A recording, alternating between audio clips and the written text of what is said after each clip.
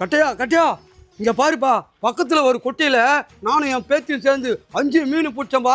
ஆனா இந்த மேசமாளிக்காத பசங்க 2 பேர் வந்து மொத்தத்தையும் பிடிங்கினானுங்கப்பா. ஏன்பா என் பிரச்சனையை கொஞ்சம் இறக்கி விடுப்பா. பிரச்சனை அப்புறம் இறக்குறேன், முதல்ல லிங்கம் இறக்கு, எல்லாம் தெரியுது பாரு. இப்ப நான் என்ன சொல்லணும்?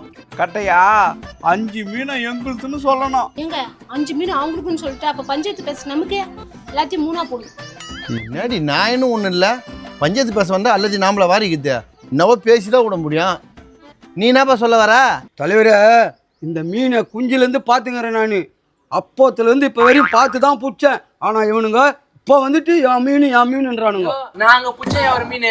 டேய், நீ பிடிச்சது மீனடா, ஏன்டா என் கால் சந்திர கை விட்ட? ஏமாம்பா சண்டை போடாதீங்கப்பா, பஞ்சாயத்துக்கு வந்து சண்டை போடத்தான் நீங்கள் கூட போய் போடுங்க. எத்தனை மீன் தான் பிடிச்சிங்க சொல்லுங்க பாப்பா. தலைவரே, நாங்க மொத்தம் 5 மீன் பிடிச்சோம். 5 மீனா பிடிச்சிங்க? ஏம்பா வச்சுக்கலையே நீங்க?